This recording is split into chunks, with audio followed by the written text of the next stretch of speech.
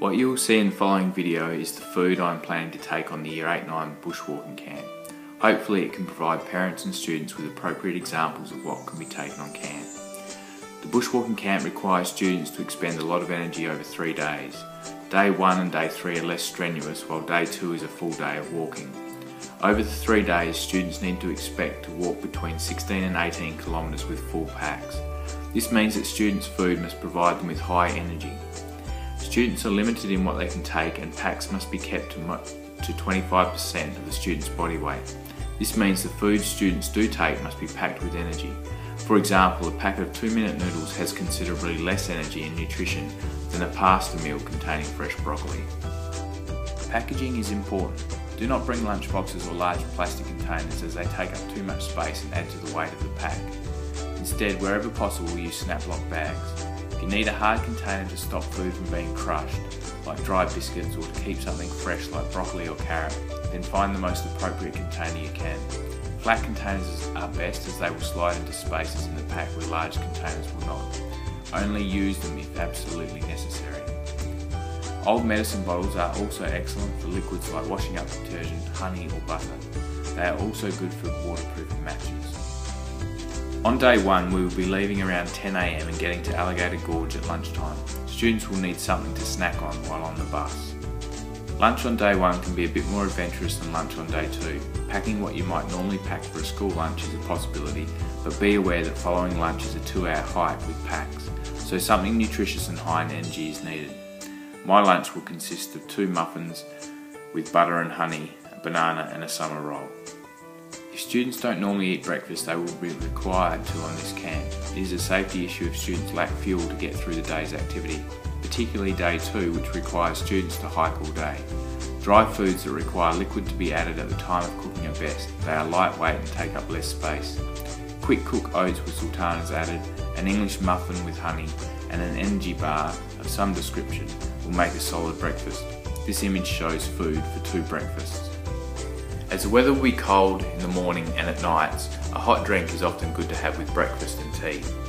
I'll be taking these pre-packaged coffee drinks so that I don't have to pack sugar, coffee and milk separately. I can just add hot water and the drink will be ready to have. Lunch day 2 for me will be 2 wraps with chicken, carrot and cheese. I may add some snow peas as well. Adding fresh vegetables is a great way to increase the nutritional value of the food being eaten. When selecting vegetables, ensure they are not vegetables that will crush easily or go bad quickly out of the fridge. Snow peas, carrot and broccoli should keep for a day or 2 with no problems. Cucumber and tomatoes would be 2 examples of vegetables not to take, as they are softer and will deteriorate quicker.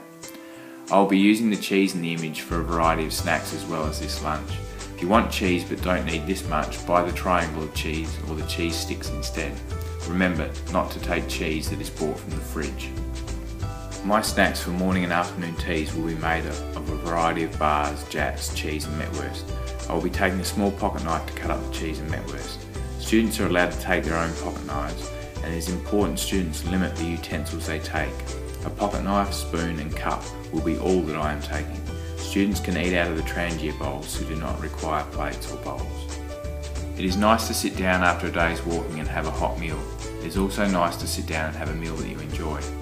If you have never tried the meal you are taking, then you are taking a risk that you will not enjoy it on the camp.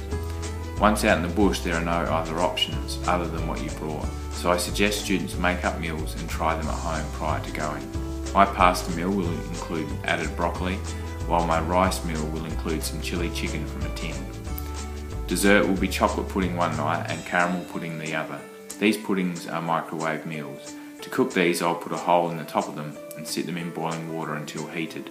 It is important to remember to remove all excess packaging.